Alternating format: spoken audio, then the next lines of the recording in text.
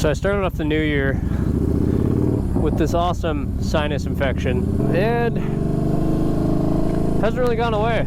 So while I ride to urgent care, let's talk about the latest thing that I've been looking into for bikes. So as of recently, you know, it was on my radar that you can get apparently CarPlay units for your bike, and the reason why that's relevant is Jesus Christ, I love my quad lock mount when it's on the bike, but there we go. Man, that shit gets annoying sometimes. So as I was saying, having the foam mount here is really cool. I like it. I think overall quad lock mounts are probably the best thing that I've used in terms of any sort of foam mount for my bike. It's clear, it's, yeah, I don't want to say it's super easy to mount. It's relatively easy to mount, and you obviously can have your, you know, your instructions up to go to urgent care when you get sinus infections or whatever you need to in the moment. But I've always been a really big fan of Apple CarPlay. The whole CarPlay interface on your car, I always thought that was so cool when that first came out. This brand reached out, Carpuride, and you know, quite honestly, I'd never heard of them. They basically said, hey, we're willing to let you give your honest opinion on one of our products. And it's exactly that. It's CarPlay for your motorcycle. It apparently links to both your phone and your Bluetooth. I've seen some reviews overall on sources outside of just their website. It actually looks pretty promising. So they were nice enough to send one of their units out to me after I get some antibacterial meds, and then I'm gonna go back to my house and unbox what that looks like. I'm excited. I think if I don't have to pull my phone out and put this here and it just automatically links up, that would be pretty cool. I think that's very useful in general. My cruiser, if you look at my gauge here, outside of a trip odometer and a speedometer, there's no tach, there's no real information. I think having a GPS or something like that would be pretty cool for longer rides and going to areas that I'm exploring that are new, that I'm not too familiar with. So that's going to be kind of what we're tackling, is what does this look like to install? How does this actually function with the bike? Is it super cumbersome? Does it look weird? Now this is going to vary a little bit because I have T-bars, and T-bars are pretty good for mounts in general. Wow, that was awkward. It's been a minute since I've done that. T-bars are going to be pretty good for just foam mounts and stuff like that in general. So let's see. What I really want to compare in this video is it easier to just have my phone mount system, or should you get a secondary system like the Carpuride setup to have CarPlay on your bike and to have more features and functionality, a bigger screen, whatever it might be? I want to compare the two. It would probably make sense to at least give the feedback overall of me riding with this foam mount setup.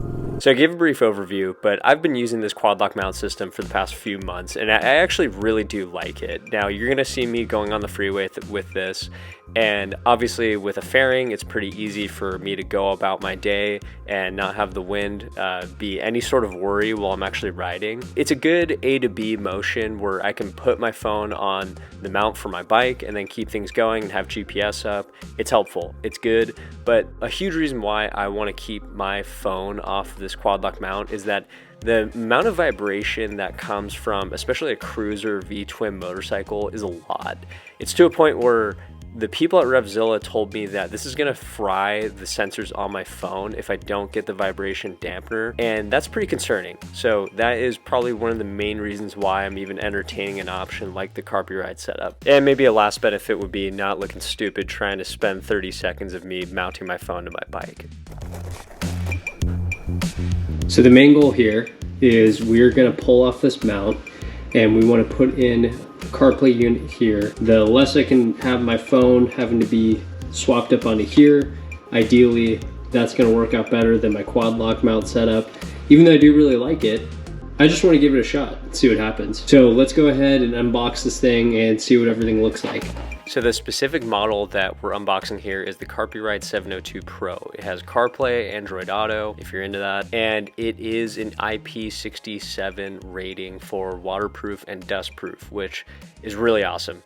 Don't want to test that in this video, but you get this huge 7-inch screen, you get waterproof connectors along with 2 ways to connect the screen to power via USB and through just a wire connection if you're to tap into your ignition switch or something else like that. And then this is the RAM mount. This is what's going to be able to mount this to the center part of my T-bars. But overall, guys, I mean, from an installation point of view, all these parts laid out, it's really straightforward. We're just getting this thing power and seeing what the best way to mount the system is. So the first thing I did was mocked up with the RAM mount, just how I want the screen to actually look. And remember, this is what I use the RAM mount for. It fits perfectly in the middle right there, and the screen doesn't really move much at all. It's pretty planted there.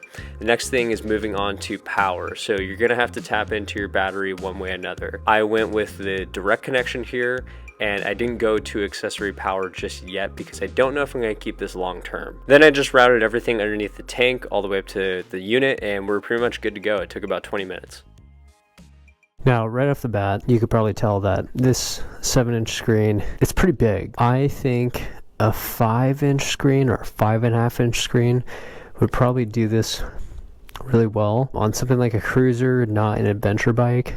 This is pretty excessive, if I'm going to be totally honest. It's not obstructing my view, so this viewpoint up and above is going to be more than enough for me to see out. Honestly, the fairing probably cuts up to here, so you're only really losing maybe a couple inches of your field of view from a vertical standpoint. So I think my initial gut reaction was, wow, this is pretty big.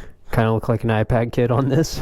So the other thing too is that I currently have this hooked up in a way where coming from a USB underneath my tank all the way up here and then connected to the screen mount here and all that. Overall, I would say it was pretty easy to get this thing installed. If you have a USB plugged in for a 12 volt system to step down to 5 volts, you're going to have a slight amperage pull from the battery. So now that this is unplugged, there's probably if I was to leave this for, let's say, a week or so, there is a chance that it could weaken the battery a little bit. Obviously, we don't want to deal with that. The way around that is, again, go to your ignition I can't say that word today for some reason. Go to your ignition switch, find a diagram, figure out which one you could wire it to, and then tap into one of those wires, which if I do keep this long term, I plan on doing that. So you will be able to flip this on and then it'll turn on with the bike. But obviously with this directly wired up to the battery right now, it's not. So let's go ahead and fire this thing up, see what it looks like, and tell you how the functionality is. There is a power switch on the side. Looks like it's booting up. I already linked up my Bluetooth. I don't think you need an instructional on that. It is really straightforward. I'm going to do a night test, and then I'm going to do a daytime just to see how it is. Obviously it has this hood for brighter days, which is really nice to have. So connects to my phone really fast. That was pretty quick. And what I really want to test is, so it's pretty responsive, honestly. Let's go to Tutti Fresco. Boom, look at that. That is sweet, I gotta admit. Again, some of this screen might be a little less sensitive because I still have the protective layer on, so don't take that as a serious knock. Now, the next thing I want to test is how does this link up with my Bluetooth here. So let's give that a shot. The longer I'm sitting here, and only a real test will tell, I really do like having this here. I know it's not common for cruisers, but man, T-bars, what a great central setup to where it doesn't look all awkward here. And again, the mounting system is just one of those RAM mount types where you can maneuver it however you want, and it's pretty sweet. Podcasts are probably not good for a music test. Oh yeah, cool. Okay, so it doesn't interfere with the Bluetooth that's connecting from my Cardo unit to my phone. This is just a kind of a middleware, if you will. Wow, that's sweet. Okay, that might be this protective layer. I don't have any other feedback other than I'm curious how much this is going to obstruct my view, but in the light it looks good right here. I'm curious to see what it looks like at night. Tomorrow I'm going to go out at night. Overall, pretty cool. I'm actually really impressed with this. The fisheye lens might make this look kind of big compared to everything else. keep that in mind. And then we'll do a daytime test, and I'll give you my thoughts on that, and then wrap up with some final broad conclusion of things, if you will, and my general thoughts. It's pretty pitch black outside. Let's see how this goes. Let's fire this thing up.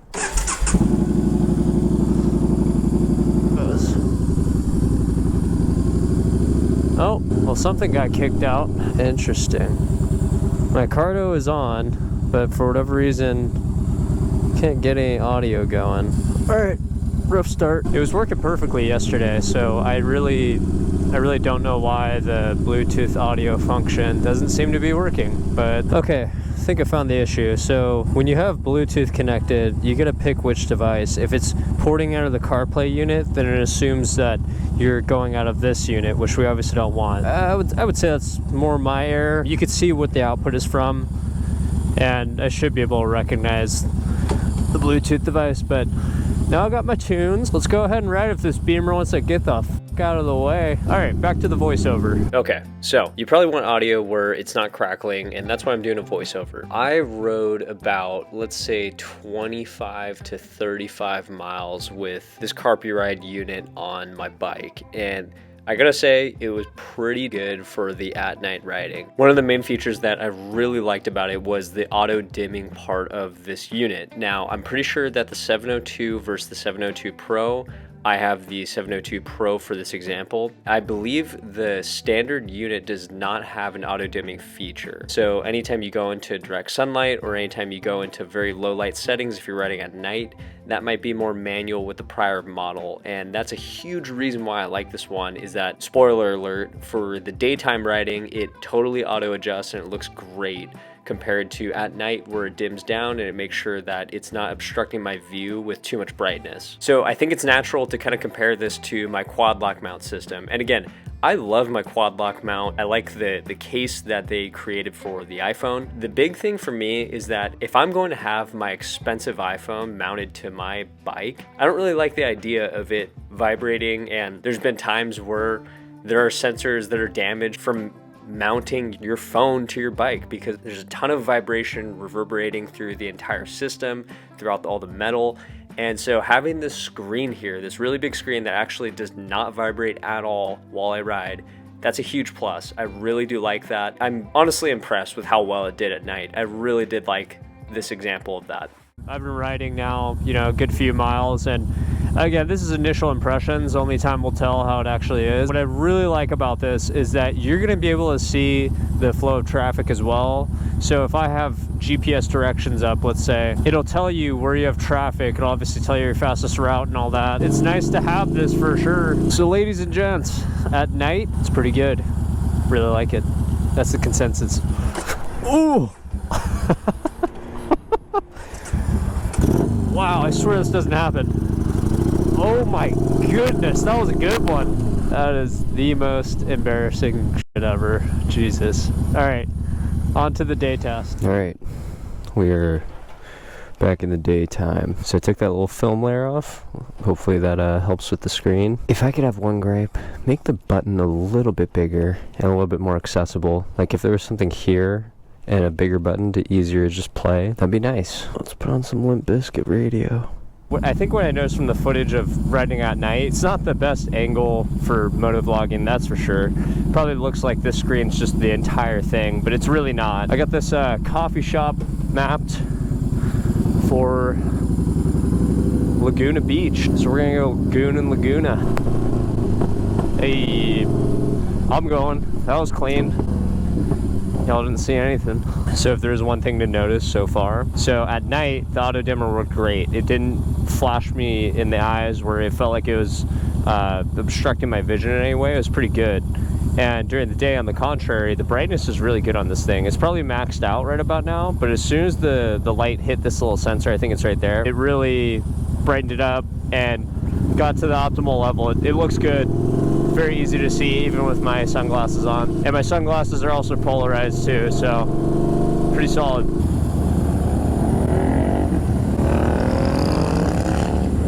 Got a lot of bikers out here on PCH these days. Yeah, overall, I really dig it. Direct sunlight, really bright day out here, super clear. It's nice, man. Let's get some scenic views.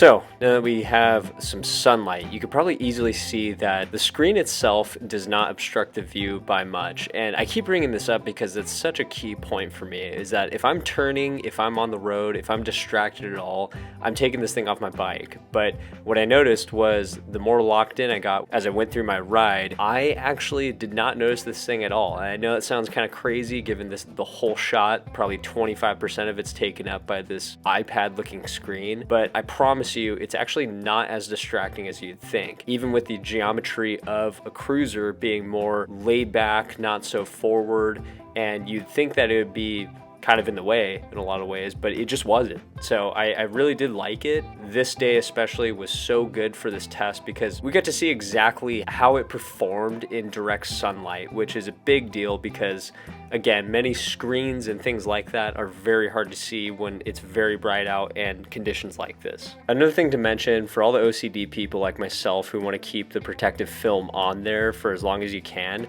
take it off, because it actually made the screen so much easier to use once I ripped this thing off and was able to use it just without any sort of protective layer over it. When you actually take off the protection equipment that comes standard out of the box and it's just the screen itself, it works incredibly well with gloves on. I really did like that about it as well. All right, we got a little coffee fix. Great spot, by the way. Jedediah Coffee out here in Laguna Beach. Give that a 9 out of 10. That was a very good coffee. So this thing's been working good. So I'm gonna go to the top of the hill here, top of the world. For those that know this in SoCal, it's a pretty cool spot. And just give some kind of final thoughts and maybe wrap this stuff up. Beautiful Laguna Beach. Look at this. This is January in SoCal.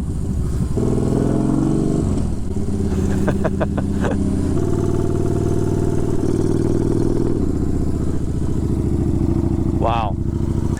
So the Carpuride unit, a 702 Pro, I think it's a really solid 8.5 out of 10 unit. I think the only annoying thing that I've found so far in the short time that I've had it and less than 100 miles that I've been riding with it is the fact that the CarPlay part wants to be the output for the audio, and then I have to switch it back to my Bluetooth unit. But I mean, outside of that though, it's really slick. It's super easy to use after I took that screen protector off. Overall, definitely would recommend. It's about $250 to $300. Now, here's the thing. The mounting system for a quad lock is probably about $140, give or take. They're not cheap. So you're paying a premium to obviously not have your phone mounted up here, which, you know, depending on the person, may or may not be worth it. But for me, I think this thing could definitely be worth it, especially if you're doing adventure riding a lot or if you're doing long cruises. I'm going to keep this on my bike. I'm going to keep running it. I might fix the system of where I get accessory power to make sure that it doesn't draw from my battery when I go on long rides where it's not hooked up to a battery tender.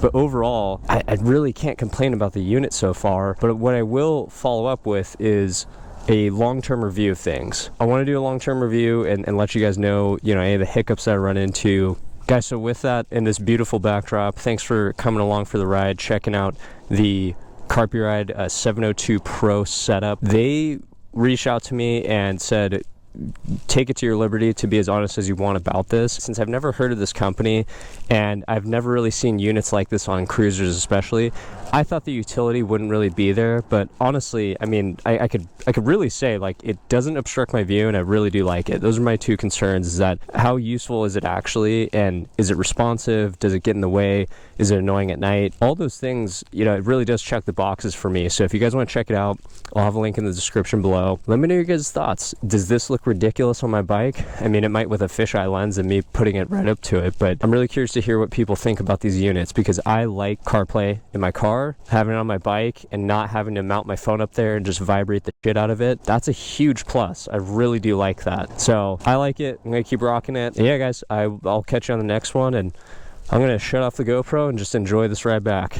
We'll catch you guys on the next.